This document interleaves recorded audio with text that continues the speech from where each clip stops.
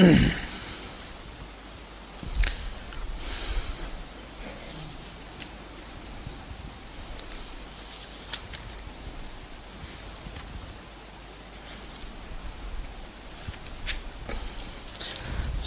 آل عمران کو دیکھ لیں جی.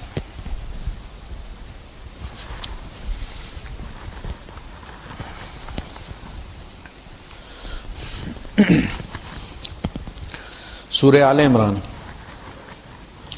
آیت نمبر 152 ہے اس کی، چوتھا پارہ ہے. آج اس کے پس منظر میں انشاءاللہ بات ہو گیا، پھر ہم اپنے جو ریگولر درس ہے ہمارا اس میں. احمده واصلي على رسوله الكريم، اما بعد فاعوذ بالله السميع العليم من الشيطان الرجيم. بسم الله الرحمن الرحيم. ولقد صدقكم الله وعده إذ تحسونهم بإذنه حتى إذا فشلتم وتنازعتم في الأمر وعصيتم من بعد ما أراكم ما تحبون منكم من يريد الدنيا ومنكم من يريد الآخرة ثم صرفكم عنهم ليبتليكم ولقد عفا عنكم والله ذو فضل على المؤمنين. صدق الله العظيم. رب اشرح لي صدري ويسر لي امري واحلل عقدة من لساني يفقهوا قولي. آمین یا رب العالمین.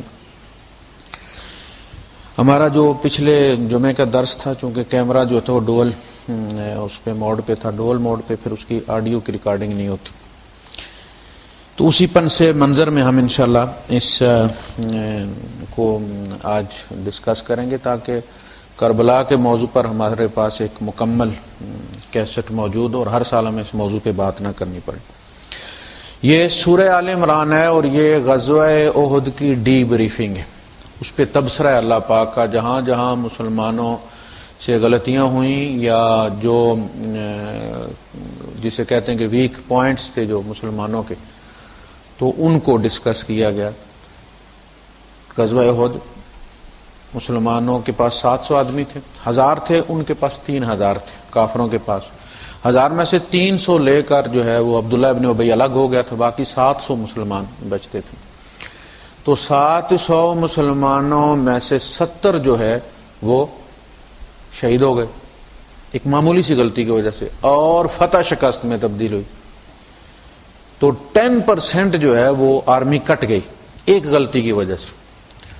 اللہ کے رسول صلی اللہ علیہ وسلم نے جب صفوں کی ترتیب دی اور ان کو جو بغیر ذرا کے لوگ تھے حضرت حمزہ رضی اللہ عنہ کی قیادت میں دے دی، گھڑ سوار ایک طرف ہو، تو جہاں سے یہ خطرہ تھا کہ دشمن وار کر سکتا ہے پیچھے سے مسلمانوں پر، اس درے پہ آپ نے عبداللہ ابن جبیر رضی اللہ تعالیٰ عنہ کی قیادت میں 50 تیر اندازوں کو مقرر کر دیا، اور آپ نے فرمایا کہ اگر تم یہ دیکھو کہ جانور ہماری لاشوں کو نوچ رہے ہیں، تم نے پھر بھی یہاں سے نہیں ہلنا. یعنی یہ ورسٹ سچویشن بتا کر حضور نے انہیں کہہ دیا تھا کہ تم نے کسی صورت یہاں سے ہلنا ہی نہیں. اچھا، جب جنگ ہوئی کفار بھاگ کھڑے ہوئے، مسلمان مال غنیمت سمیٹنے میں لگ گئے، تو اب اجتہاد ہوا. وہ جو ساتھی تھے انہوں نے کہا جی حضور نے تو یہ کہا تھا کہ اگر جانور تم دیکھو کہ درندے ہماری لاشوں کو نوچ رہے ہیں، تو پھر بھی اب تو فتح ہو گئی ہے، اب تو فتح ہو گئی ہے، لہذا اب ہمیں جا کے مال سمیٹنا چاہیے. تو عبداللہ ابن جبیر رضی اللہ عنہ فرمایا کہ یہ تم غلط کر رہے ہو، یہ نبی کریم صلی اللہ علیہ وسلم کے فرمان کی یہ نافرمانی ہو رہی ہے، تو یہ مت جگہ چھوڑو. لیکن اکثریت ان کے پاس 10-12 بندے رہ گئے، باقی سارے چلے گئے. اچھا، یہ اسی طرح جیسے کوئی بندہ یہ کسی سے کہے کہ کوئی مر بھی جائے نا تو تم نے مجھے نہیں جگانا، کوئی مر بھی جائے تو مجھے نہیں جگانا، تو اس کا مطلب کیا ہوا کہ اس کا مطلب ہے کہ نہیں جگانا. پھر تو اب وہ کوئی آ گیا قربانی کا گوشت دینے، تو آپ نے جگا دیا اسے. میں نے تمہیں کیا کہا تھا؟ یہ انہوں نے اجتہاد یہ کیا کہ جی حضور نے تو کہا تھا کہ جی اگر درندے نوچیں، تو اب تو درندے نہیں نوچ رہے نا، اب تو فتح ہو گئی ہے. ایک اس اجتہاد کی وجہ سے نبی کی موجودگی میں اللہ پاک نے فرمایا کہ پھر ہم نے تمہیں مزہ چکھایا کہ حالت جنگ میں جو بھی غلط فیصلہ کرے گا اس کا نتیجہ بھگتے گا. ہم نے تمہیں پھر آزمائش میں ڈالا. ثم صرف تم نے وَلَقَدْ صَدَقَكُمُ اللَّهُ وَعْدَهُ، اللہ نے اپنی مدد کا وعدہ جو تم سے کیا تھا وہ پورا کر دیا. استحسونہم باذن، جب تم اس کے حکم سے ان کو گاجر مولی کی طرح کاٹ رہے تھے. حتی اذا فشلتم، یہاں تک کہ تم ڈھیلے پڑ گئے. وتنازعتم، اور تم تنازع میں پڑ گئے، جانا چاہیے نہیں جانا چاہیے. وعصیتم، اور تم نے نافرمانی کی. من بعد ما اراکم ما تحبون، جب اس کے بعد کہ تمہیں وہ چیز دکھا دی گئی تھی جس سے تم محبت کرتے ہو، یعنی فتح، تمہیں فتح چکھا دی گئی تھی، اس کے باوجود تم نے حکم توڑا اور پھر اس کا نتیجہ تم نے بھگتا. تو وہ جیسا کہ میں نے جمعے کے یہ آیت میں نے اس لیے کوٹ کیا ہے کہ نبی کی موجودگی میں بھی اگر اسٹریٹجی کی خلاف ورزی کوئی کرے گا تو اس کے نتائج وہی ہوں گے. تو میں نے عرض کیا تھا کہ جتنا بڑا بندہ ہوتا ہے اس کی غلطی کا اتنا ہی زیادہ نقصان ہوتا ہے. ایک عام آدمی غلط بات کر دے تو اس کا کم نقصان ہوتا ہے، اپنی ذات کو ہوگا یا اس کے بچوں کو ہوگا. پھر ایک بندہ ہے وہ مولوی ہے کسی مسجد کا، وہ کر دے گا غلط بات تو اس محلے کے 2-4 بندوں کو خراب کرے گا. ایک مفتی صاحب ہے، وہ اگر غلط بات کرے گا یا پھسلے گا یا اس کی زبان جو ہے وہ پھسل جائے گی تو ہزاروں کو نقصان پہنچائے گا. ایک مفتی اعظم پاکستان ہے، وہ جب کرے گا تو لاکھوں کا ایمان خطرے میں ڈال. جو بات اوپر جاتی جائے نقصان زیادہ ہوتا چلا جاتا. یہ ہے ہمارا جو پس منظر ہے وہ کربلا کا. کربلا صرف اس کا ایک، جیسے آپ دیکھیں نا کلپ ہوتا ہے، 3 گھنٹے کی ایک فلم ہوتی ہے، اس کا 5 منٹ کا 3 منٹ کا ایک کلپ آپ دیکھتے، اس میں سے 2-4 جملے. یہ ایک کلپ ہے اسلامی ہسٹری کا. اسلام کی ساری ہسٹری دردناک ہے، قدم قدم پر کربلا ہے. صرف 30 سال ہم نے امن سے گزارے ہیں، جسے کہتے ہیں نا گولڈن ہسٹری، گولڈن ایرا. ہماری 1334 سال کی تاریخ میں صرف 30 سال ہے. اس 30 سال کے بعد جو ہوا ہے اس کی کسی صورت بھی اچھا نہیں کہا جا سکتا. حضرت عثمان غنی رضی اللہ تعالیٰ عنہ سے یہ شروع ہوتا ہے، جس کا ایک باب ہے کربلا. بات کربلا پہ بھی رکی نہیں ہے، کربلا پہ بھی کوئی اس کا اینڈ نہیں ہے، ایک ایپیسوڈ ہے اس کا. عثمان غنی رضی اللہ تعالیٰ عنہ تک امن و امان رہا. ایک یہودی مسلمان ہوتا ہے یمن کا، حبشی ٹائپ وہ بندہ تھا، چیچک زدہ اس کا چہرہ تھا، منحوس. عبداللہ ابن سبا وہ آیا اور اس نے آ کے مصر بھی گیا، عراق بھی گیا، حجاز میں آیا، مدینہ میں رہا، اور وہ مسلمانوں کے ویک پوائنٹس نوٹ کرتا رہا. اس نے جا کے یہاں سے پھر ایک فتنہ اٹھایا ان علاقوں میں جہاں دین کا علم نہ ہونے کے برابر تھا. ہم نے علاقے تو فتح کر لیے، اب ان علاقوں میں ہم دینی لٹریچر نہیں پہنچا سکے. پرنٹنگ پریس ہے کوئی نہیں تھے، اخبارات ہے کوئی نہیں تھے. ایک اد قرآن ہوتا تھا جو دارالخلافے میں گورنر کے پاس رکھا ہوتا تھا. جس کو شوق ہے وہ اپنا ٹائم لگائے اور اس کو اس میں سے دیکھ کے کاپی کر لے، جو لکھ سکتا ہے 1 پیج 2 پیج 3 پیج. اللہ کا بڑا احسان ہے ہمارے اوپر. آج تو موبائلوں میں آپ نے قرآن رکھا ہو. دینی تعلیم کا کوئی بندوبست نہیں ہے. آج تلوار اٹھاؤ ادھر چلے جاؤ، کل تلوار اٹھاؤ ادھر چلے جاؤ. اس نے کام کیا ان لوگوں پر جنہیں پتہ ہی نہیں تقویٰ کیا ہے. انہیں جو مسلمان ہو گئے، بس مسلمان ہونے کا مطلب ایک تلوار اٹھاؤ بندے مارو، اب نکل جاؤ افریقہ کی طرف، نکل جاؤ اسپین کی طرف، نکل جاؤ فلاں طرف. بندے مارنا انہیں آتا تھا. کوئی دینی تربیت نہیں، صحابہ کے مقام کا کوئی پتہ نہیں، نبی کریم صلی اللہ علیہ وسلم کے ارشادات کا ٹوٹل کوئی پتہ نہیں. ان لوگوں پہ جا کے اس نے کام کیا کہ یار یہ ہر نبی کا ایک وصی ہوتا ہے تو محمد کا وصی کیوں نہیں؟ یعنی ہر نبی سے نبی نے ٹیک اوور کیا، کبھی بھی درمیان میں وقفہ نہیں آیا سوائے عیسیٰ علیہ السلام کے، کہ آپ کے بعد 570 سال کا جو وقفہ آیا ہے حضرت نبی کریم صلی اللہ علیہ وسلم تشریف لائے ہیں. یہ ادروائز ایک نبی سے ہمیشہ دوسرا نبی ٹیک اوور کرتا تھا، اور وہ نبی خود حکومت نہیں کرتا تھا بلکہ وہ بلیسنگ دیتا تھا کہ یہ تمہارا بادشاہ ہوگا. خود بادشاہی نہیں کرتا تھا، خود صرف دینی رہنمائی کے مقام تک وہ رہتا تھا۔ اس نے کہا جی یہ وسیع، ان کا وسیع کیوں نہیں ہے بھائی؟ تو اس نے کام کیا، لوگوں میں دیکھا کہ حضرت علی رضی اللہ عنہ کے بارے میں کچھ لوگوں کے اندر یہ اشکالات ہیں کہ جی ان کو کیوں نہیں دیا گیا، اس نے اس پہ کام کیا، یہ علی کا حق تھا، نبی کا رشتہ دار وہ تھا۔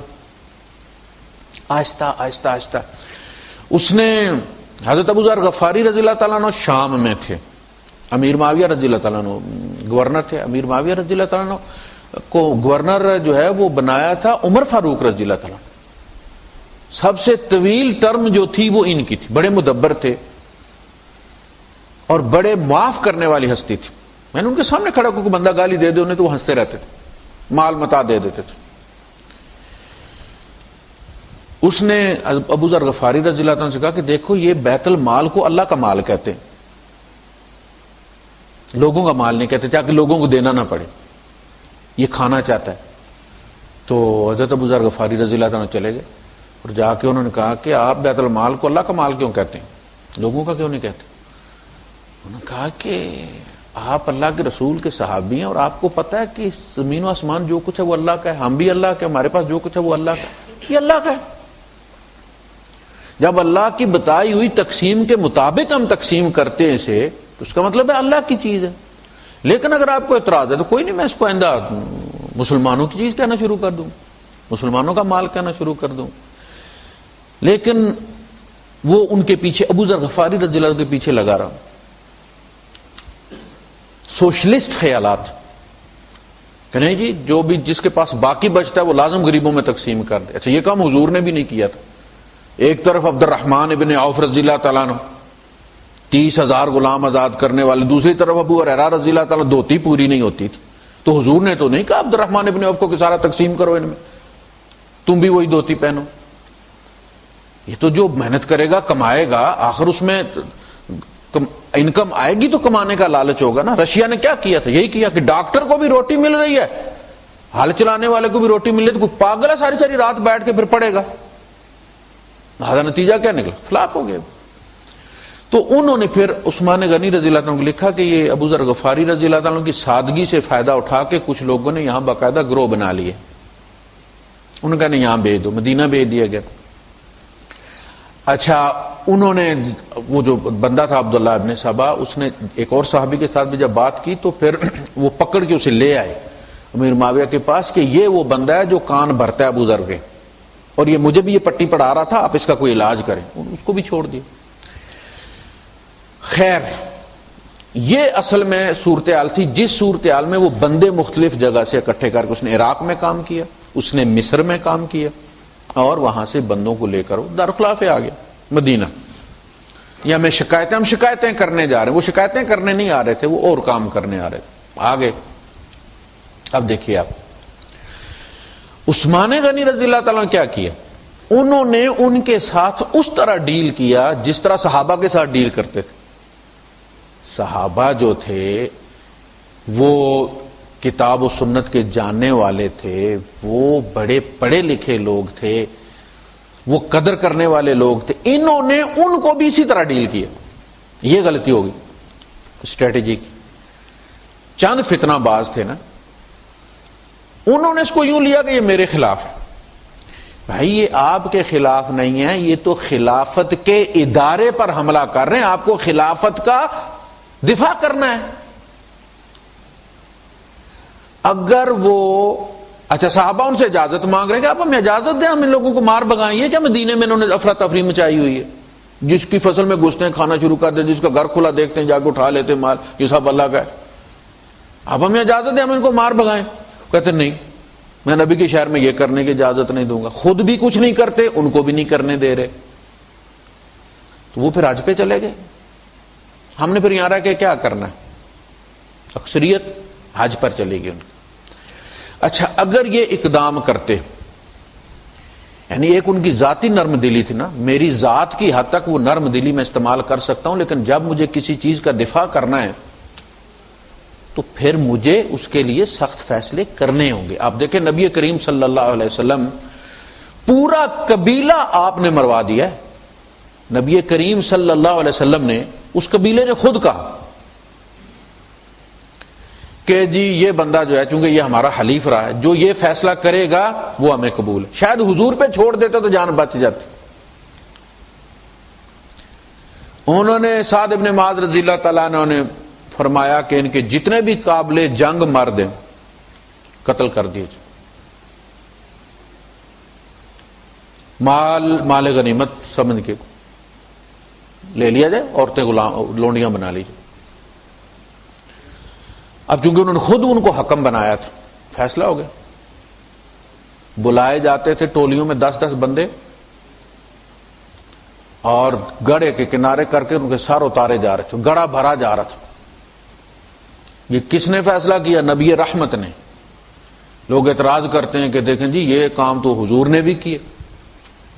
تو اس سے پتہ یہ چلا کہ بعض وہ وقت ہوتا ہے کہ جب آپ کو سخت فیصلے کرنے پڑتے ہیں.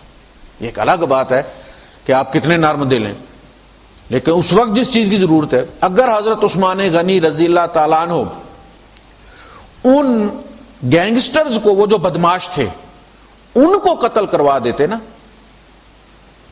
تو عشرہ مبشرہ نہ مرتے اور صحابہ نہ مرتے. پھر جو 80-86 ہزار بندہ بعد میں شہید ہوا نا وہ نہ ہوتا. وہ اگر اقدام کر کے وہ چند 100 بدماش مروا دیتے نا تو وہ عشرہ مبشرہ طلحہ اور زبیر نہ مارے جاتے. اس کو کہتے ہیں کہ آپریشن ناکام ہو گیا. ہوتا ہے نا ایک جگہ آپریشن ہے، کوئی ٹیومر ہے، ڈاکٹر نے آپریشن کیا اور وہ پورے بدن میں پھیل گیا. یہ مس ہینڈلنگ ہوئی. انہوں نے اس کو ذاتی سمجھا، جبکہ یہ ذاتی نہیں تھا، یہ خلافت کے انسٹیٹیوشن پر حملہ تھا، دارالخلافے پر حملہ تھا. اس کو حملے کی طرح ٹیکل کرنا چاہیے تھا، انہوں نے نہیں کیا. رحم کی وجہ سے بدماش نہیں مارے، اور اس رحم کا نتیجہ یہ نکلا کہ پھر 70-80 ہزار بندہ اس طرح شہید ہوا. اور امت میں جو توڑ پیدا ہوا کربلا کی صورت میں، وہ ایک الگ کہانی ہے. اگر عثمان غنی رضی اللہ تعالیٰ شہید نہ کیے جاتے، پراپر طریقے سے ان کی وفات ہوتی ہے، ایک نیچرل اور پراپر طریقے سے خلافت آگے مدینے والوں کے مشورے سے، شورا سے منعقد ہوتی، تو وہ جو پروسیس امت توڑنے والا تھا، جو حضرت علی اور حضرت امیر معاویہ اور حضرت علی اور حضرت عائشہ رضی اللہ تعالیٰ کے درمیان جنگ کی صورت میں، وہ نہیں ہونا تھا. صرف ایک فیصلہ کہ نہیں جی دروازہ گھر کا بند کر دیا، نہ میں نے ان کو خود کچھ کہنا ہے، نہ مدینے والوں تم ان کو کچھ کہو. انہوں نے پھر کیا جو کیا. یہ تو ایسے تو نظام نہیں چلتا. سلسلہ یہاں سے شروع ہوا ہے. شہید کر دیے گئے، 3 دن ان کو دفنانے کی اجازت نہیں دی گئی، اور باقاعدہ ذبح کیا گیا عثمان غنی رضی اللہ تعالیٰ عنہ. اس کے بعد پھر وہ دندناتے پھرتے تھے. یعنی انہوں نے ام المومنین حضرت ام حبیبہ پر حملہ کیا. اس کے بعد کیا بچتا تھا؟ جب انہوں نے ام حبیبہ پر حملہ کیا ہے، جو پانی دینے جا رہی تھی حضرت عثمان غنی رضی اللہ تعالیٰ، اس وقت تو حرکت ہونی چاہیے تھی نا. خیر جی، انہوں نے ہی پھر خلافت کس نے؟ حضرت علی رضی اللہ تعالیٰ کی خلافت کس نے بپا کی؟ صحابہ نے نہیں کی. پراپر طریقے سے نہیں ہوا.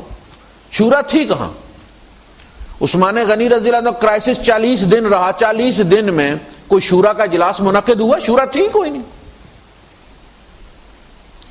انہی بدماشوں نے ان سے کہا کہ اب تم ٹیک اوور کرو، ٹیک اوور کرو یا تمہاری بھی گردن اتاریں گے.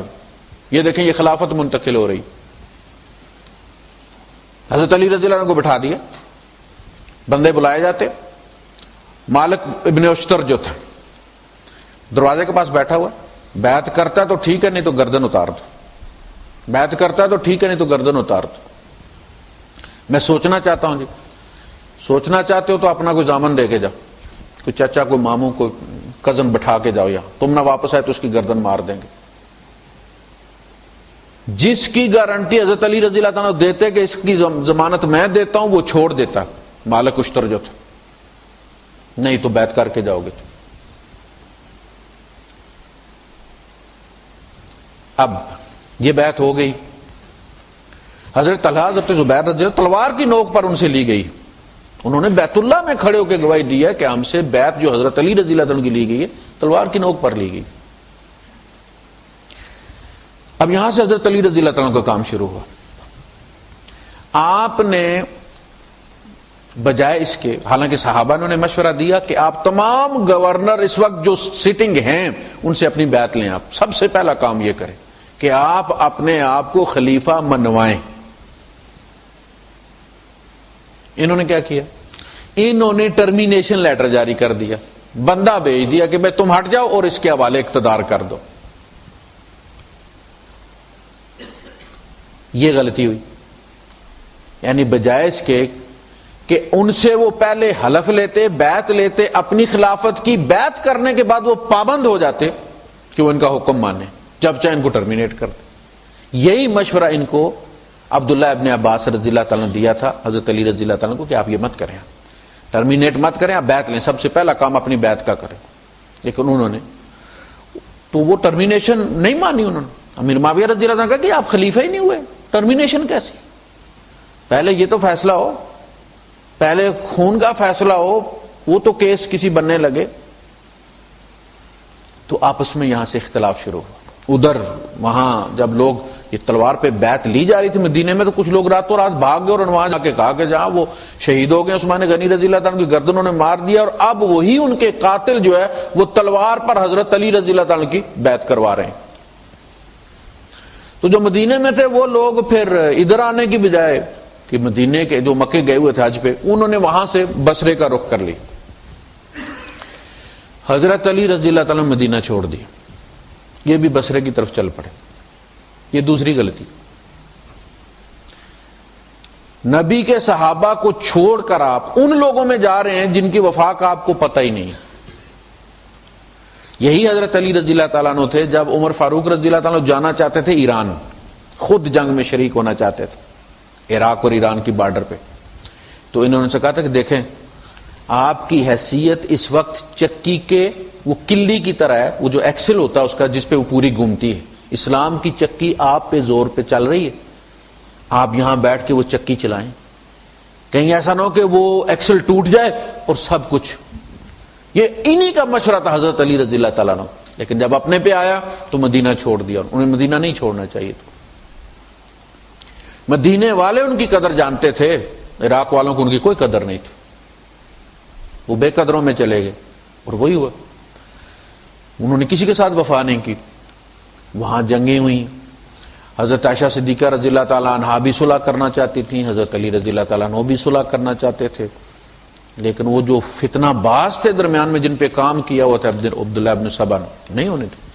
انہوں نے اپنے لشکر کے دو حصے کیے، ایک نے حضرت علی رضی اللہ تعالیٰ کے یہاں شب خون مار دیا، دوسرے حصے نے ادھر شب خون مار دیا۔ انہوں نے سمجھا انہوں نے وعدہ خلافی کی ہے، انہوں نے سمجھا انہوں نے وعدہ خلافی کی، آپس میں لڑ کے 30,000 بندہ مارا گیا، ادھر بھی رضی اللہ تعالیٰ عنہ ادھر بھی رضی اللہ تعالیٰ عنہ، ادھر بھی اللہ اکبر ادھر بھی اللہ اکبر۔ یعنی امام حسین، دیکھیں ہر بچہ اپنی ماں کا حسین ہی ہے، ہر بچہ وہ جو 30,000 جو مارا گیا وہ بھی اپنی ماں کا حسین ہی تھا، ان کو بھی 9 مہینے ماں نے پیٹ میں رکھا تھا، وہ بھی مسلمان تھے، وہ بھی کسی کی نسل تھے۔ پھر صلح ہوئی، یہ حضرت عائشہ صدیقہ رضی اللہ تعالیٰ مدینے آ گئے، یہ بھی روتی تھی میں نہ جاتی تو یہ نہ ہوتا، وہ بھی پچھتاتی تھی۔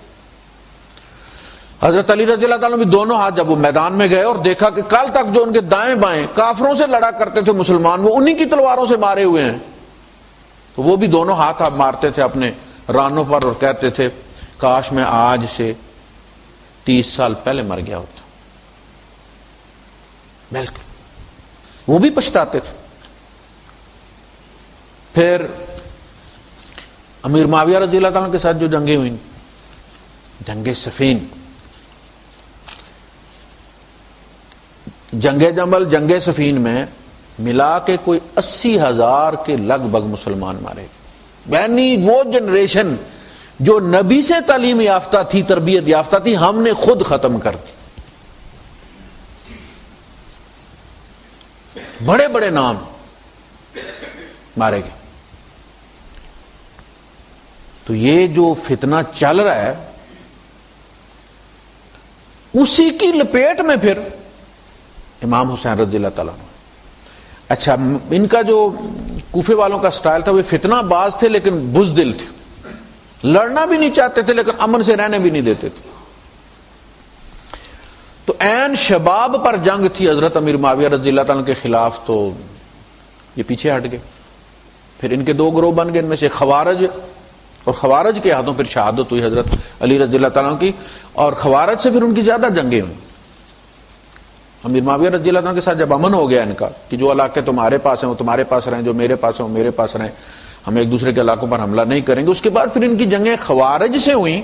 اور خوارج جو تھے وہ بڑے عبادت گزار تھے، بڑے ہی نیک تھے بظاہر، نمازیں پڑھ پڑھ کے جناب ان کے ہاتھ پاؤں پھوٹ گئے تھے، اور اتنے دلیر تھے کہ ان کا 40 بندے ان کے 2000 کے لشکر کو بگا دیتے تھے، اتنے جنگجو تھے. تو انہی کے ہاتھوں یہ شہید ہو گئے. جب یہ شہید ہوئے حضرت علی رضی اللہ تعالیٰ عنہ، شاید آپ کو پتہ نہیں ہے، حضرت فاطمہ رضی اللہ تعالیٰ عنہ کے بعد حضرت علی رضی اللہ تعالیٰ نے 8 شادیاں کی، اور لونڈیاں بہت ساری تھیں. 8 شادیاں کی، 8 بیویاں تھیں ان کی، جن میں سے ان کے 14 بیٹے تھے اور 17 بیٹیاں تھیں. نسل بڑی تھی ان کی، نسل ان کی صرف امام حسین رضی اللہ تعالیٰ عنہ سے نہیں تھی. یعنی جو حضرت زینب کی بیٹی تھی امامہ، جو چھوٹی سی تھی تو وفات ہو گئی تھی حضرت زینب رضی اللہ تعالیٰ عنہ کی، تو نبی کریم صلی اللہ علیہ وسلم سے وہ بہت مانوس تھی، تو حضور ان کو اٹھا کر نماز پڑھنے جب آتے تھے تو اٹھا کر ساتھ لے آتے تھے، مجبوری تھی. تو آپ جب قیام میں ہوتے تو اس کو اٹھائے رکھتے تھے، جب آپ رکوع میں جاتے تو اس کو نیچے رکھ دیتے تھے، سجدہ کر کے اٹھتے تھے تو پھر آپ اس کو اٹھا لیتے تھے، جب اتحیات بیٹھتے تھے وہ گود میں آ جاتے تھے.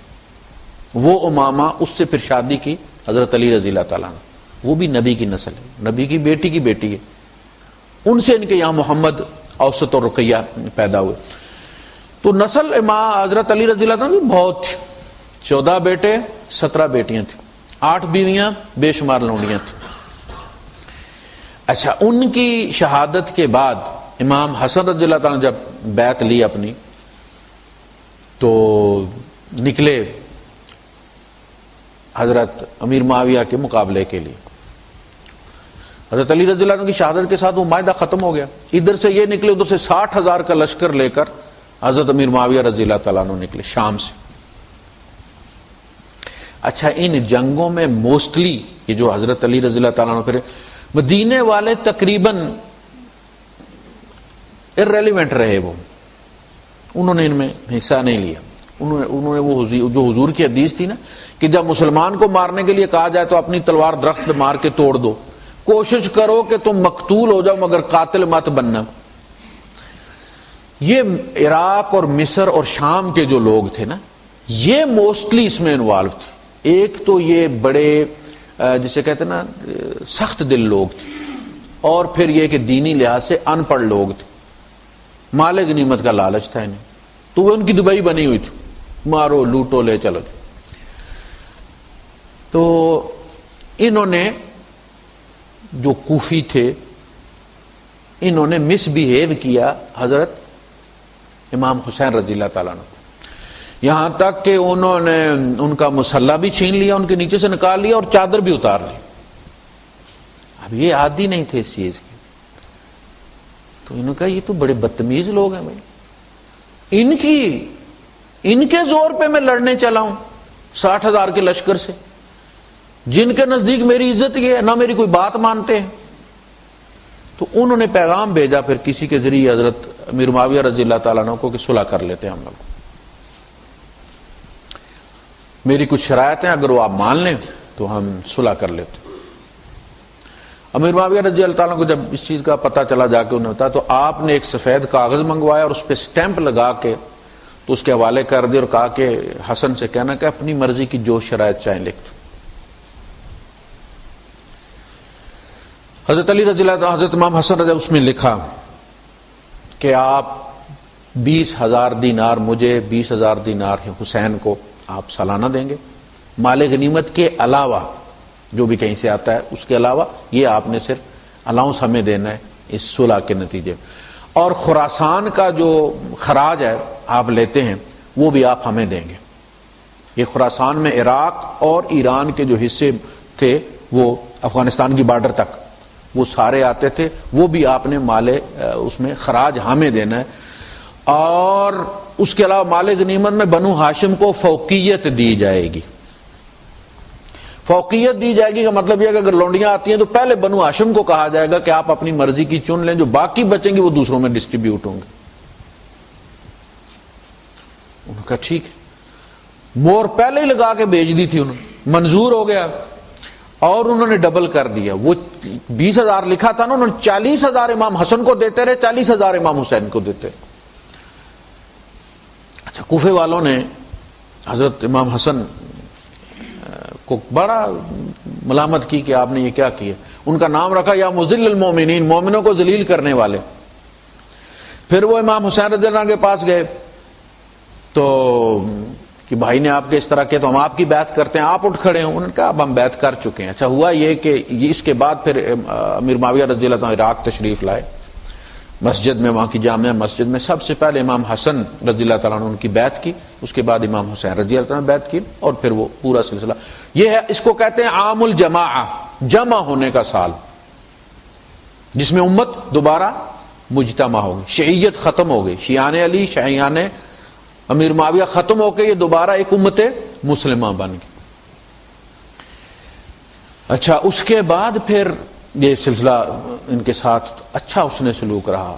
امام حسن رضی اللہ تعالیٰ کی شہادت کے بعد یا ان کی وفات کے بعد، جیسا کہ یہ کہتے ہیں کہ جن کو زہر دی، چونکہ ان کے یہاں یہ ہے کہ امام جو ہے یا تلوار سے مرتا ہے یا زہر سے مرتا ہے، یعنی وہ نیچرل موت نہیں مرتا. اب ظاہر ہے جب آپ نے ایک کرائٹیریا بنا دیا کہ ہیرو کو گولی لگنی ہے تو اس نے مرنا ہے، تو پھر گولی نہ کسی تو مروانی ہے آپ نے. یہ بڑا عجیب کرائٹیریا ہے کہ امام یا زہر سے مرتا ہے یا تلوار سے مرتا ہے. تو انہیں پھر یہ زہر دلواتے ہیں، حالانکہ انہیں سل کی بیماری تھی اور اسی میں ان کا انتقال ہوا ہے. اس کے بعد پھر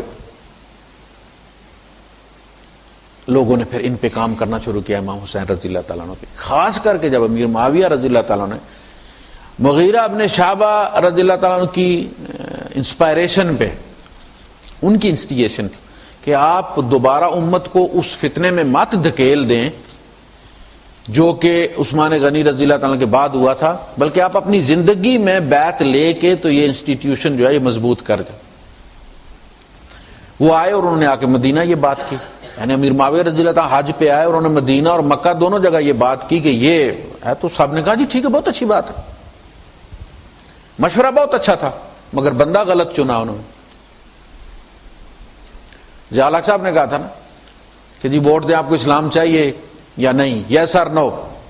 اسلام چاہیے، ظاہر ہے کون پاگل کا بچہ کہے گا اسلام نہیں چاہیے. انہوں نے کہا جی اسلام چاہیے. انہوں نے کہا میں آ گیا 5 سال کے لیے.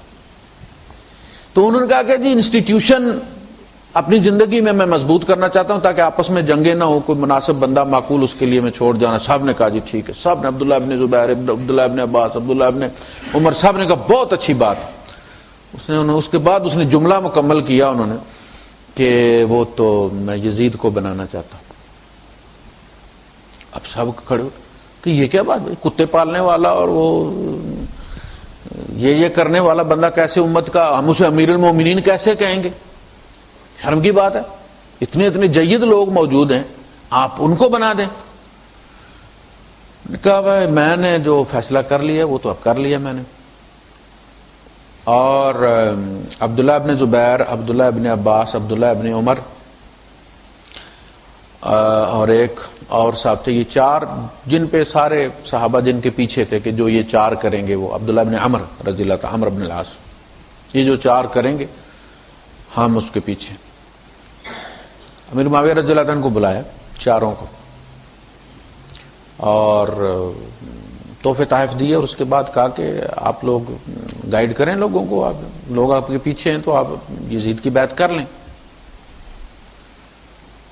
انہوں نے کہا کہ مشورہ ہم کر لیں. انہوں نے کہا مشورہ ہو گیا ہے بعد میں، اب یہاں سے جب میں اٹھوں گا آپ کو مجمع میں لے کے جاؤں گا، آپ میں سے اگر کسی بندے نے ایک لفظ بھی کہا،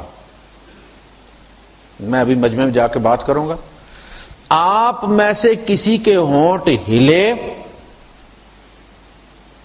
اور سر نیچے پڑا ہوا.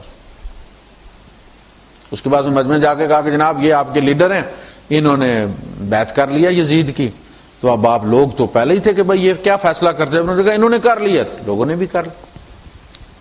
یہ تھی یزید کی بیعت. یہاں سے توڑ شروع ہوا. پھر اگلا مرحلہ شروع ہوا فساد کا. امیر معاویہ رضی اللہ تعالیٰ عنہ کے بعد پھر جب ٹیک اوور کیا یزید نے, ٹوٹل 38 سال کی عمر میں وہ مر گیا تھا. 3.5 سال اس نے حکومت کی, لیکن ان 3.5 سالوں میں جو زخم یہ امت کو دیے اس نے پھاڑ کے امت کو رکھ دی. 3.5 سال ٹوٹل. بندے بھیجے اس نے یہی بیعت لینے کے لیے, رینیول کے لیے, اور وہ آ کے مدینے میں بیٹھ گئے. مدینے سے لوگ بھاگ کے مکے آئے, وہ مکے آگے پیچھے جو بھی اس نے بندے بھیجے تھے لشکر دے کر. حضرت امام حسین رضی اللہ تعالیٰ عنہ کو عراق والے پیچھے لگے ہوئے تھے مسلسل کہ آپ یہاں آ جائیں, ہم آپ کا ساتھ دیں گے. 30,000 تلواریں بےتاب ہیں آپ کی خاطر نکلنے کے لیے. یہ شیعان علی کے لیٹر آ رہے تھے. صحابہ نے سمجھایا کہ ان لوگوں نے آپ کے والد کے ساتھ بھی اچھا نہیں کیا, آپ کے بھائی کے ساتھ بھی اچھا نہیں کیا, یہ آپ کے ساتھ بھی اسی طرح کریں گے جس طرح آپ کے والد صاحب کے ساتھ کیا ہے. آپ یہاں بیٹھیں. عبداللہ ابن زبیر رضی اللہ تعالیٰ عنہ نے ان سے کہا کہ آپ یہاں بیٹھیں. ایک تو یہ کہ میں آپ کی بیعت کرتا ہوں اور مکے اور مدینے والے سارے آپ کو امیر بنا لیں. امیر المومنین وہی ہوگا جو مکے اور مدینے میں ہوگا. یہ وہ جگہ ہے مکہ جہاں ہر دیار اور ہر مصر سے لوگ آتے ہیں. آپ کا انٹریکشن پوری امت کے ساتھ رہے گا. یہاں سے آپ یہاں سے مت جائیں. یہاں کے لوگ آپ کی قدر جانتے ہیں, جن میں آپ جا رہے ہیں ان کو کوئی قدر نہیں. تو 3.5 مہینے بلکہ 4 مہینے اور 6 دن یا 9 دن حضرت امام حسین رضی اللہ تعالیٰ عنہ مکے میں رہے نکلنے سے پہلے, اور 8 ذی الحج کو پھر آپ وہاں سے نکلے. 8 ذی الحج کو جب لوگوں نے یوم ترویہ کے لیے, زور کے بعد آپ نکلتے ہیں نا احرام باندھ کے مینا کے لیے, یہ وہاں سے نکلے پھر عراق کے لیے. تو عبداللہ بن جعفر جو حضرت ان کے تایا کے بیٹے تھے, حضرت علی رضی اللہ عنہ کے بڑے بھائی جو جعفر تھے ان کے بیٹے تھے عبداللہ, انہوں نے ان سے کہا کہ آپ مت جائیں. سمجھایا, بڑا دور تک آئے اور ان سے پوچھا کہ آپ کیوں جا رہے ہیں, سچی بات بتائیں, اب یہاں کوئی نہیں. تو انہوں نے کہا, امام حسین رضی اللہ عنہ نے کہا, تاریخ ملت میں 2 مفتیوں نے وہ تاریخ اصل میں اس کی تہذیب کی ہے. وہ لکھتے ہیں کہ امام حسین رضی اللہ عنہ سے کہا کہ نانا خواب میں آئے تھے اور انہوں نے مجھے ایک کام سونپا ہے اور میں وہ کام کرنا چاہتا ہوں, کام کر گزروں گا. تو کیا کام ہے؟ ہم نے فرمایا یہ میں نہیں بتا سکتا جب تک نانا سے ملاقات نہ کر. تو اس کا مطلب ہے کہ پھر یہ سلسلہ ہونا ہی تھا. یعنی یہ لوگ جو تھے حضرت امام حسین رضی اللہ عنہ سادہ لو تھے, نیک تھے, سادہ تھے. چل پڑے آپ نے پہلے بندہ بھیجا مسلم بن عقیل وہاں کے حالات کنفرم کرنے کے لیے. مسلم بن عقیل وہاں پہنچے تو لوگوں نے سر پہ اٹھا لیا اور انہوں نے لیٹر لکھ دیا کہ آ جائیں یہاں پہ, لوگ آنکھیں بچھائے بیٹھے ہیں آپ کے لیے. یزید کو جب خبریں پہنچی کہ مسلم بن عقیل نے بیعت لے لیا حسین کی اور لوگ تھے, تو اس نے پھر وہاں کا جو پہلا جو صحابی تھے, جو گورنر تھے وہاں کے, ان کو ہٹا کے پھر تو عبید اللہ ابن زیاد کو بھیجا. وہاں یہ ابن زیاد ابن ابو سفیان, ابن زیاد جو تھا یہ زیاد بن ابو سفیان کا بیٹا عبید اللہ ابن زیاد. زیاد ناجائز اولاد تھی ابو سفیان رضی اللہ تعالیٰ جس کا اقرار انہوں نے بیٹے کے سامنے کیا تھا. عمر فاروق رضی اللہ تعالیٰ نے اس کو زیاد کو کسی کام سے بھیجا تھا اور اس نے بہت اچھے طریقے سے وہ کام کیا تھا, اور پھر واپس آ کر جب اس نے وہ رپورٹ دی اپنے کام کی تو جو اسلوب اختیار کیا اور جو عربی استعمال کی اس کے لیے, تو اس پہ وہ پورا مجمع اش کر اٹھا اور مجمع میں سے ایک شخص نے کہا کہ اگر یہ بندہ قریش میں سے ہوتا تو پورے عرب کو اپنی لاٹھی سے ہانک لیتا، یعنی اتنا ٹیلنٹ ہے اس بندے کے اندر. تو اس پہ پھر ابو سفیان نے کہا کہ میں جانتا ہوں اس کا باپ کون ہے، اور بیٹے کو بتایا کہ یہ میرا بیٹا ہے، یہ وہاں طائف میں کسی لونڈی سے تھا. اچھا، بندہ باصلاحیت تھا اور یہ شیعان علی میں سے تھا. یہ حضرت علی رضی اللہ تعالیٰ کی طرف سے گورنر تھا عراق کا، پورے عراق کا. حضرت علی رضی اللہ عنہ کی شہادت کے بعد پھر اس کو امیر معاویہ رضی اللہ تعالیٰ نے اپنا بھائی قرار دیا، مجمع میں اعلان کر کے عرب کے رواج کے مطابق اس کو بھائی بنایا. ابو سفیان کا بیٹا کنفرم کیا، اس کو بھائی بنا لیا تو وہ سپلٹ کر گیا. ان کے ساتھ ہمدردیاں ہو گئی اس کی، امیر معاویہ رضی اللہ عنہ کے ساتھ. تو یہ عبید اللہ جس کو ابن زیاد کہتے ہیں، یہ بیٹا تھا اسی زیاد کا. اس کو بھیجا، یہ ٹوٹل 6 بندے لے کر آیا. 30,000 کا مجمع ہے کوفہ شہر میں، یہ 6 بندے لے کر آیا. ڈاٹا اس نے باندھا ہوا تھا. لوگ چونکہ حضرت امام حسین رضی اللہ کا انتظار کر رہے تھے، انہوں نے سمجھا کہ وہی آ گئے، مرحبا ابن رسول، مرحبا ابن رسول. یہ ڈاٹے باندھے ہوئے سیدھا گورنر ہاؤس میں آ گیا. وہ 6 بندے ٹوٹل اس کے ساتھ گورنر ہاؤس میں آ کر، چونکہ یہ پیدا یہی ہوا تھا کوفے کا، اس کا باپ بھی چونکہ اتنا عرصہ یہاں گورنری کر چکا تھا، تو یہ سب لوگوں کو بڑی اچھی طرح جانتا تھا. اس نے ان تمام سرداروں کو بلایا اور کہا کہ اپنے اپنے بیٹے سمجھاوے نے اور انہیں الگ کر لو. تو اس لیے کہ جب خلافت کا کہر ٹوٹے گا تو پھر کوئی بچے گا نہیں. اچھا، وہ بڈھے چھوٹے گئے اور ان جا کے توڑ لیا. کوئی بھتیجا تو اس کو چپڑ مارا، چلا گھر، اس کو پکڑا، سارے بندے ٹوٹ گئے. ٹوٹل 30 بندے رہ گئے مسلم بن عقیل کے ساتھ 30,000 میں سے. اور شام کو وہ بھی 6 بندے رہ گئے. ایک عورت کے گھر گئے، ہانی کے گھر، رات کو اسے قصہ سنایا. اس بوڑھی نے ترس کھا کے تو رکھ لیا گھر میں. صبح ابن زیاد نے کہا کہ وہ بندہ چاہیے، ڈھونڈو کہاں ہے وہ. پیش کر دیا، بوڑھی کے بیٹے نے پیش کر دی. شہید کر دیے گئے. لیکن جو بندہ ان کو لے کر جا رہا تھا وہ جانتا تھا ان کو.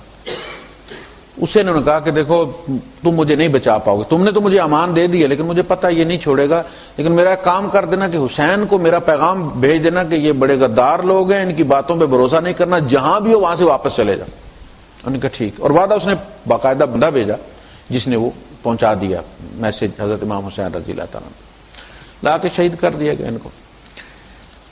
اچھا، وہاں جب اطلاع ملی تو امام حسین رضی اللہ تعالیٰ ایک دفعہ رکے اور آپ نے کہا، سوچا کہ واپس پلٹ جاؤں، لیکن وہ جو مسلم بن عقیل کے بیٹے تھے نا اور دوسرے بھائی، انہوں نے کہا جی یہ نہیں ہو سکتا ہمارا بھائی مروا کے آپ واپس چلے جائیں. اب جدھر وہ گئے اب سب جائیں گے، آپ بھی جائیں گے ہم بھی جائیں گے. اب وہ پنتنے نہیں دے رہے کہ ہمارا بندہ مروا کے آپ کیسے واپس چلے جائیں گے، آگے چلیں. اب یہ آئے اور پھر وہی ہوا جو آپ سنتے ہیں کہ انہوں نے آ کے تو پھر وہ میدان میں ڈیرا جما لیا. 72 آپ دیکھیں نا، 72 ہیں، 72 میں لڑنے والے کتنے ہیں، بچے کتنے، عورتیں کتنی. تو اتنا کوئی عرصہ لگا نہیں ہے کہ جھٹ پٹ سے کام کر دیا انہوں نے ظالموں نے. لیکن جو کیا اس کو کسی بھی پرسپیکٹو میں آپ کہیں کہ ٹھیک کیا نہیں کیا، یعنی آپ کچھ بھی کہنا، کتنا بھی جائز ان کو قرار دے لے، آپ یہ نہیں کہہ سکتے کہ انہوں نے ٹھیک کیا. اگر لڑائی ہوئی بھی ہے، آپ نے ایکشن لیا، آپ سر کاٹا، سر کاٹ کے شام بھیج دیا. پہلے تو اس کے دربار میں ہوا، ابن زیاد کے دربار میں لایا گیا سر، اور اس نے اپنی وہ کہتے ہیں جی کھونڈی سے وہ دانتوں کو ایسے کر کے تو ٹھکورا امام حسین رضی اللہ تعالیٰ نے. تو وہاں جو صحابی بیٹھے تھے وہ رو پڑے، انہوں نے کہا کہ اللہ کی قسم میں نے ان ہونٹوں کو، نبی کریم کو ان ہونٹوں کو چومتے دیکھا ہے، مت کرو اس کی انسلٹ. اس پہ اس نے کہا کہ اگر تو بوڑھا نہ ہو گیا ہوتا نا تو میں تیرا سر مروا دیتا. پھر وہاں سے ان کو اور وہ جو خواتین تھیں ان کو یزید کے دربار میں بھیجا گیا.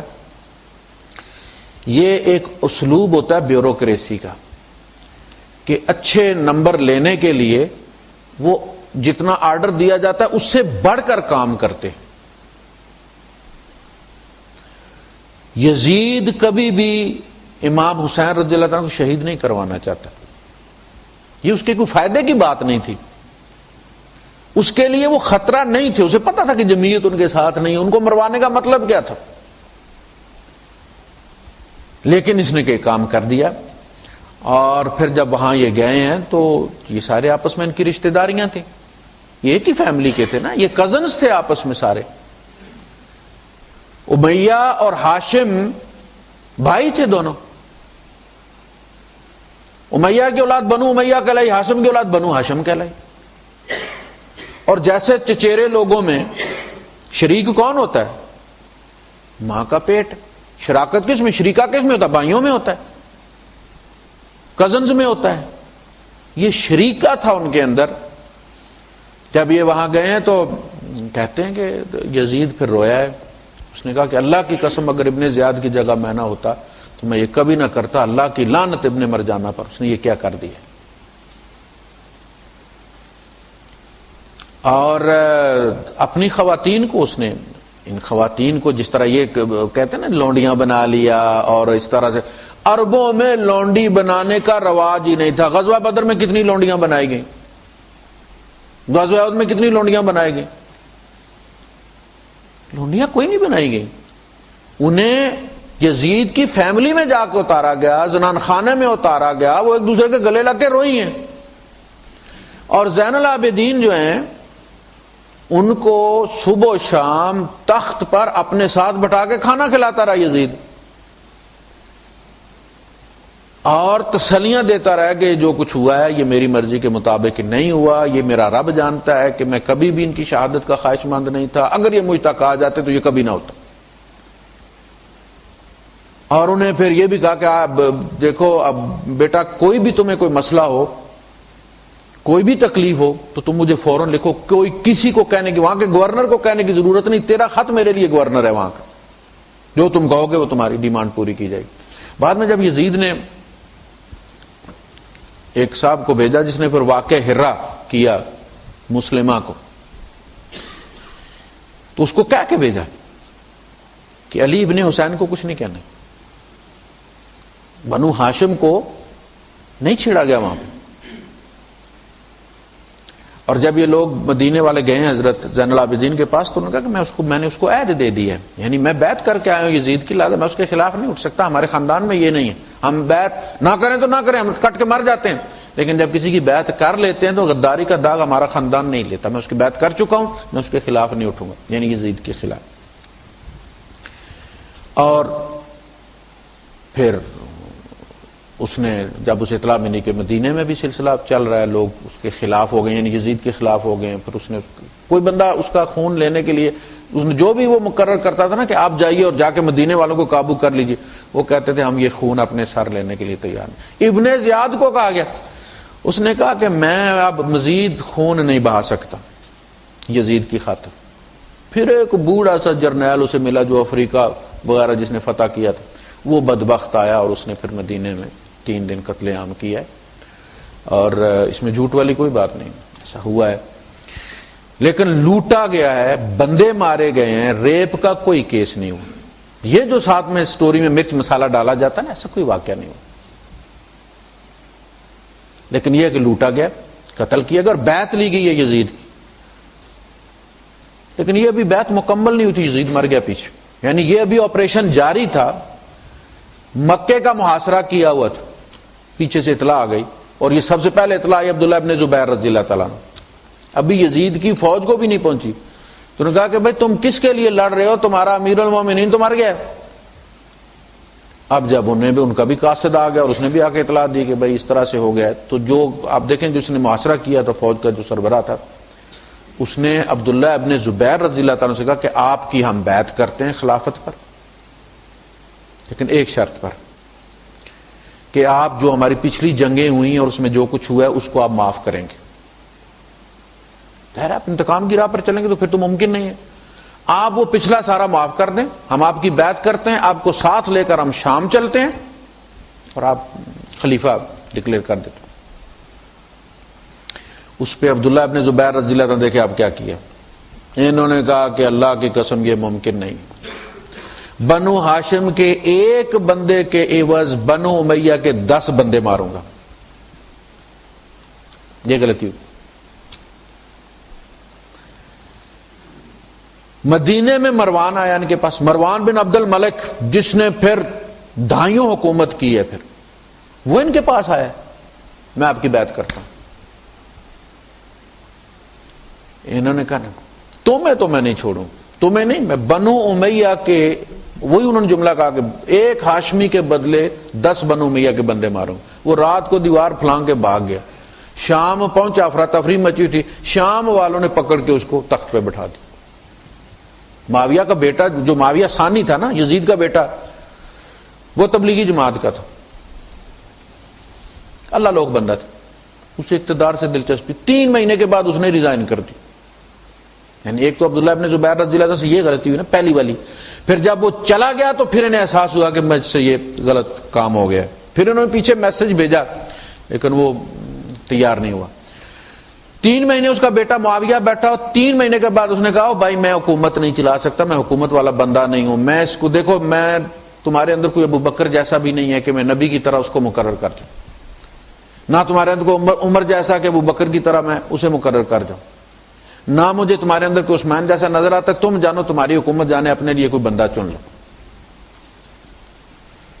تو یہ وہ وقت تھا جس میں مروان نے پھر ان سے کہا عبداللہ ابن زبیر سے کہ آپ لے لیجیے، یعنی بنو ہاشم لے لیں، آپ لے لیجیے، لیکن یہ کہ آپ پچھلی ساری لڑائیاں ختم کر دیں، اب آپ جینوسائیڈ نہ شروع کر دیں.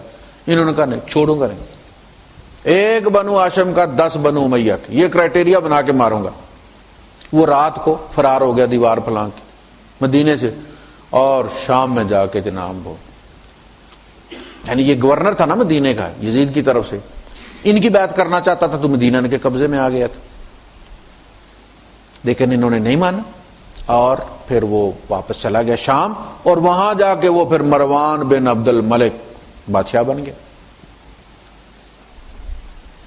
تو یہ جو سلسلہ چلا ہے پھر آپس میں ان کی، اچھا ان کے بعد بنو امیہ کی جو جان چھوٹی، یعنی بنو عباس نے لے لیا نا. امام حسین رضی اللہ تعالیٰ نے کو خون کے نتیجے میں جو نفرت پیدا ہوئی امت کے اندر یزید کے خلاف اور بنو امیہ کے خلاف، اس کی وجہ سے بنو امیہ کا تختہ الٹا گیا.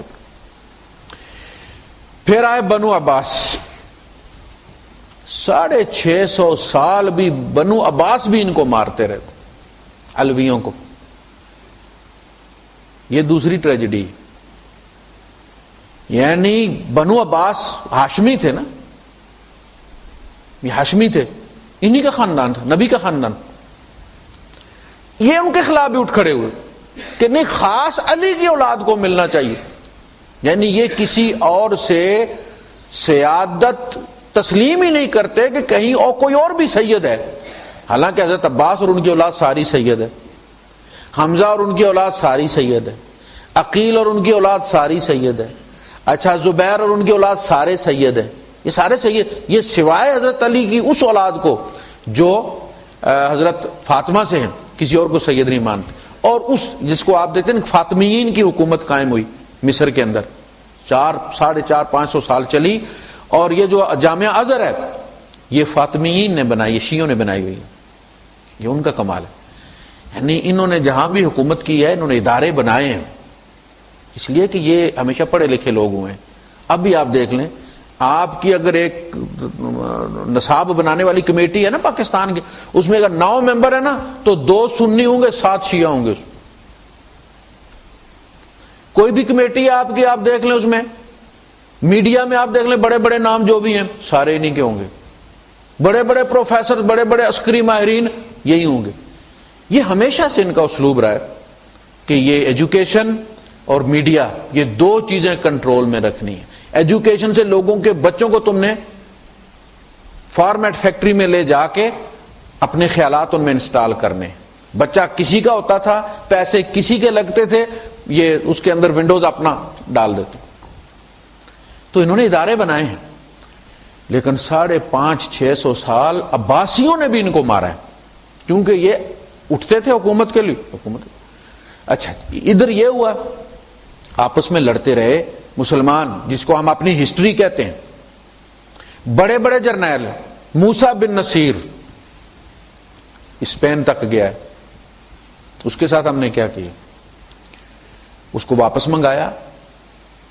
اس کے سامنے ایک تو اس سے پورا مال واپس لے لیا، کنگال کر دیا اس کو. بوڑھا بندہ ہے، اس کے جوان بچے لا کر ستون بنایا گیا، آگ کا ستون، خالی اندر سے کھوکھلا، اس کے اندر کوئلہ بھرا گیا دیکھتا ہوا، اور جب وہ سرخ ہو گیا تو اس کے بیٹوں کو اس کے ساتھ لا کے باندھ دیا گیا۔ کس اذیت سے مرے ہوں گے، یہ ہم نے اس کی جرنیلی کہہ دی ہے۔ طارق کے ساتھ ہم نے کیا کیا، جس نے جبرالٹر جس کے نام بنا جی طارق بن زیاد کے ساتھ، محمد بن قاسم کے ساتھ ہم نے کیا کیا، جس نے ہندوستان فتح کیا۔ ہماری تاریخ بھری پڑی۔ اسپین میں حکومت کا ہونا کیوں گئی؟ کیوں؟ ہمارے پاس یورپ پورا پڑھنے آتا تھا، جس طرح آج لندن میں جاتے ہیں لوگ پڑھنے کے لیے، اور ان کی یونیورسٹیوں کی برانچز ہیں دبئی میں، مڈل سیکس لندن ہے تو مڈل سیکس دبئی ہے۔ اس طرح مسلمانوں کی یونیورسٹیوں کے کیمپس جو تھے وہ پورے یورپ میں پھیلے ہوئے تھے۔ ہم سے علم لیا انہوں نے، علم کی وجہ سے ہماری حکومت نہیں گئی۔ وہاں کی تعمیرات آپ دیکھیں، وہاں کے بنے ہوئے تالاب آپ دیکھیں، پانی کا نظام دیکھیں، سارا مسلمانوں نے دیا ہے، لیکن آپس میں لڑتے رہے۔ سگا بھائی، اس نے اپنے بھائی کے خلاف بغاوت کر کے ملکہ ازابیلا کو چابیاں دی، اور اسے اس شرط پہ کہ جی آپ مجھے بنا دیں گے۔ اس نے اسے بھی چابیاں لے لی، بھائی کو بھی مار دیا، اس کو بھی جیل میں ڈال دیا، یہ جیل میں مر گیا، اور اسپین سے مسلمانوں کا خاتمہ ہوا۔ ہم گئے مغلوں میں، ہندوستان میں گئے ہم، کیا تماشا ہوا ہمارے ساتھ؟ بھائی نے بھائی کو مارا، سگے بھائی نے بھائی کو مارا، جو باقی بچے ان کی آنکھوں میں سلائیاں بھروا دی گرم کر کے ساری زندگی کے لیے، تاکہ دوبارہ اٹھے ہی کوئی، سگے بھائی۔ اور اورنگزیب نے اپنے ابا کو، شاہجہان کو پکڑ کے قید کر دیا، جس نے تاج محل بنایا تھا، بالکل کھڑکی سامنے تاج محل کے کھلتی تھی۔ اورنگزیب بڑا دیندار مشہور ہے، اس کی جی عصر کی سنتیں قضا نہیں ہوتی تھی۔ اس نے بھائی تو مارے ہی مارے، باپ کو پکڑ کے قید کر دیا، اور وہ قید میں ہی مرا، اور اس کے ساتھ جوان بہن بھی وہاں قید کر دی۔ اور ان کے جرنیل کیا ہوتے؟ اس بھائی کے جرنیل بھی ہندو اور سکھ، اورنگزیب کے جرنیل بھی ہندو اور سکھ۔ دیکھا آپ نے کیسے انہوں نے کیا؟ ہندو لڑاتے رہے ہیں بھائیوں کو، یہ بھائی چلا ہے ساتھ اس کے ہندو جرنیل ہیں، وہ بھائی اس کو مارنے چلا اس کے ساتھ بھی ہندو جرنیل ہیں۔ ہندوستان سے ہم کیوں گئے؟ آپس کی لڑائیوں کی وجہ۔ لوگ کہتے ہیں نا جی بڑا ظلم کیا جی انگریزوں نے، انگریزوں نے کوئی ظلم نہیں کیا، لوگ تیار بیٹھے تھے۔ جب لارڈ ولزلی لڑنے گیا ہے سراج الدولہ سے تو کتنے بندے لے کر گیا؟ 300، 350، 250۔ ادھر کتنا لشکر تھا؟ تو کہتے 17,000 تھا سراج الدولہ کے ساتھ۔ اور جب لارڈ ولزلی وہاں گیا تو سارا لشکر ادھر آ گیا لارڈ ولزلی کے پاس۔ کیوں؟ تنگ تھے نا اس سے، تنگ تھے نا اس سے، کیوں چھوڑ کے آئے؟ خون چوس رہے تھے وہ ان کا، ٹیکس لگا لگا کے۔ اس سے خوش ہو گئے، سونے میں تول دیا، اس سے ناراض ہو گئے، بال بچہ مروا دیا ہاتھی کے قدموں کے نیچے۔ دنیا تنگ تھی ان کے ہاتھوں۔ انگریز نے آ کے سسٹم دیا آپ کو، آپ کے یہاں اس نے ادارے بنائے ہیں، پل سارے انگریز نے بنائے ہیں، آپ کا ریلوں کا نظام انگریز نے بنایا ہے، سارا کچھ آ کے تو انہوں نے دیا آپ کو۔ ہمارے پاس کیا تھا؟ ظلم و ستم ہی تھا۔ تو ہم ہندوستان میں بھی مارے گئے ہیں تو آپس کی لڑائیوں کی وجہ سے، اسپین سے بھی گئے ہیں تو آپس کی لڑائیوں کی وجہ سے، اور یہاں بھی جو قتل عام کیا ہمارا، یہ قدم قدم پر ایک کربلا ہے جس سے ہم گزرے۔ ہماری ہسٹری صرف ایک واقعہ نہیں، سارے واقعات اسی طرح کہ ہماری ہسٹری بڑی دردناک ہے۔ ہم جب اب اس کو میں نے کیا کہا تھا کہ لا خیر فی ذکراہم، اللہ پاک نے قرآن حکیم میں فرمایا لا خیر فی نجواہم، یہ جو منافق بیٹھ کے سرگوشیاں کرتے ہیں نا، اس میں کوئی خیر نہیں ہوتی، بلکہ آپ نے فرمایا کہ کسی سرگوشی میں کوئی خیر نہیں ہوتی۔ اللہ پاک نے یہ فرمایا کہ جب کوئی بندہ کسی کو چھوڑ کے سرگوشی کرتا ہے تو اس میں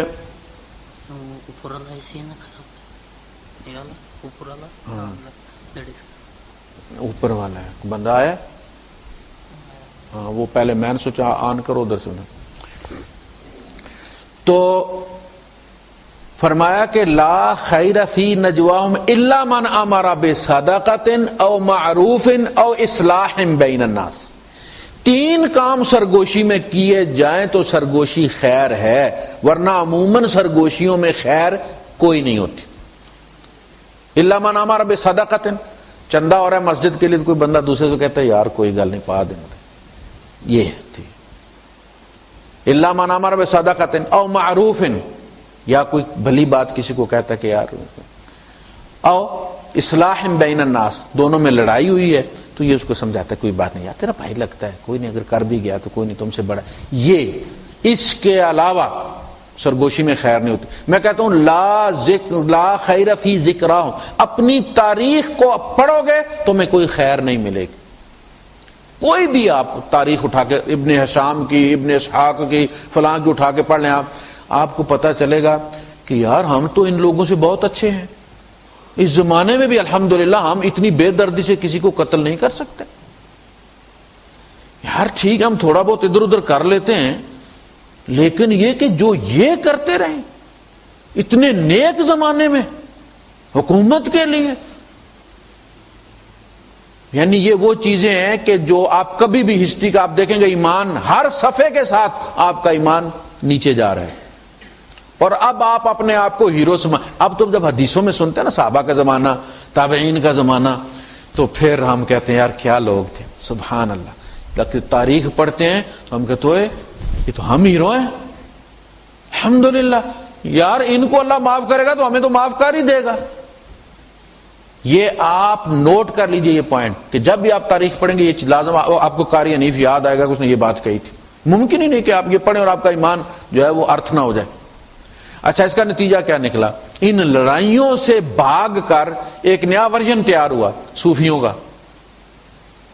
کہ یار یہ بھی کہتا ہے قتل کرو، یہ بھی کہتا ہے قتل کرو، یہ کہتا ہے اللہ کے لیے تم تلوار اٹھاؤ، معاویہ کے بندے مارو. امیر معاویہ والے کہتے ہیں علی کے بندے. 6 سال تک کوفے کی مسجدوں میں امیر معاویہ پر فجر کی نماز میں لعنت ہوتی رہی. یہ جو پڑھتے ہیں نا قنوت، یہ قنوت نبی کریم صلی اللہ علیہ وسلم نے صرف 40 دن پڑھی تھی جب وہ 40 قراء دھوکے سے قتل کیے گئے تھے. اس کے بعد آپ نے بند کر دیا تھا اس کو. حضرت علی رضی اللہ تعالیٰ نے اس کو جاری کیا کوفے میں کہ آپ فجر کی نماز میں قنوت پڑھتے تھے اور اس میں امیر معاویہ کا نام لے کر لعنت کی جاتی تھی. اور جمعے کے خطبے میں امیر معاویہ کے یہاں فجر کی نماز میں قنوت پڑھی جاتی تھی، حضرت علی رضی اللہ تعالیٰ پر لعنت کی جاتی تھی، اور جمعے کے خطبے میں حضرت عمر بن عبد العزیز جب آئے ہیں تو انہوں نے وہ ختم کر کے ان اللہ یأمر بالعدل والاحسان وایتاء ذی القربى وینہی عن الفحشاء والمنکر والبغی یعظکم اللہ لعلکم تذکرون. یہ آیت ڈالی اس لعنت کی جگہ اور اس کو ختم کیا سلسلے کو. اس سب سے تنگ آ کر صوفیاء کا ایک طبقہ پھر نکلا، ابو سفیان ثوری، حسن بصری، فلاں فلاں فلاں فلاں. یہ ایک نیا مسلمانوں کا ورژن آیا کہ یار ان سے جان چھڑاؤ، اللہ اللہ کرو. نتیجہ کیا نکلا؟ انسان غاروں میں چلے گئے، درندے بازاروں میں آ گئے. جو اچھے بندے تھے نا وہ غاروں میں چلے گئے اور وہ جو درندے تھے وہ بازاروں میں ملتے تھے. بازار درندوں سے بھر گئے. یہ اس امت کا نقصان ہوا. تو یہ کربلا ایک واقعہ نہیں ہے، اس میں بہت سارے حسین قدم قدم پر گئے ہیں. بڑے بڑے جید صحابہ، دیکھیں فضل ابن عباس جو نبی کریم صلی اللہ علیہ وسلم کے ساتھ حج میں سواری پر سوار تھے، بہت خوبصورت جوان تھے. وہ جب یزید نے بیعت کے لیے مسلمہ ابن عقبہ کو بھیجا ہے مدینہ تو وہ بھی شہید ہوئے. مدینہ میں ان کو شہید کیا گیا. وہ اپنی ماں کے حسین نہیں تھے. تو کس کو روئے آدمی؟ پوری ہسٹری ہماری ایسی ہے. لیکن ایک واقعے کو پکڑ کر جو شروع کر دیا گیا ہمارے یہاں، اور ایک پوسٹ بھی چل رہی ہے کہ دیکھیں اگر یہ اس کو عبادت سمجھتے نا رونے پیٹنے کو اور مارنے کو اپنے آپ کو، تو ہمیں کوئی اعتراض نہیں ہے. یہ اپنے آپ کو چھری نہ مارے، چاقو نہ مارے، گولی مار لیں، لیکن اپنی عبادت گاہ میں، اپنی عبادت گاہ میں، جس طرح ہر کمیونٹی اپنی عبادت گاہ میں اپنی عبادت کرتی ہے اس طرح کریں اس کو. یہ جو گلی گلی بازار اور چوکوں میں یہ نکلتے ہیں، پھر ان کی سیکورٹی پہ اتنی پولیس لگتی ہے، پھر آپ موبائل جو ہے وہ پھر بند کر دیتے ہیں، پھر آپ اتنے اخراجات. ایک دن کا صرف کراچی میں 3.5 ارب کا نقصان ہوا ایک دن میں. یہ صرف موبائل سمیں بند جو ریونیو ملتا ہے آپ کو اس کی وجہ سے، اور پورے ملک میں یہی حال ہے۔ کیوں بھائی؟ یہ آپ اپنے امباڑے میں کر لو، ان کو امباڑے کے لیے کھلی جگہ دے دو، جنگل خالی پڑے وہاں دے دو، کھلا بنا لو، وہاں کر لو۔ یہ کوئی عبادت نہیں ہے جس کے لیے پورا ملک، اور یہ حکومت کو ٹیکس بھی نہیں دیتے، آپ کو پتہ یہ زکوٰۃ نہیں دیتے، وہ ہم دیتے ہیں، ہماری کٹتی ہے، پیسہ ہمارا ہے، پولیس کو پیسے ہمارے دیے جاتے ہیں اور حفاظت ان کی کروائی جاتی ہے۔ یا ان کو یہ کہا جائے کہ حکومت ایک پیسہ خرچ نہیں کرے گی، آپ جلوس نکالو، اپنی سیکورٹی کا خود بندوبست کرو، تم جانو تمہارا کام ہے۔ ہمارا پیسہ کیوں لگاتے ہو اس پہ بھائی؟ ہماری کنسنٹ لی ہے تم نے اس میں؟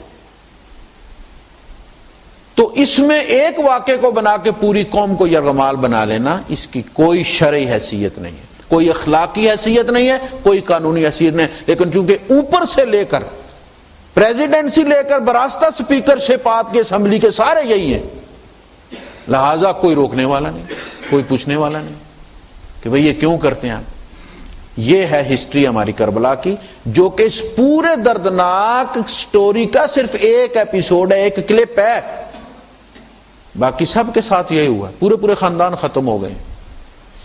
تو اس میں اللہ پاک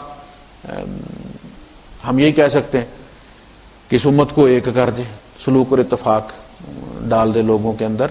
وآخر دعوانا الحمدللہ رب العالمین۔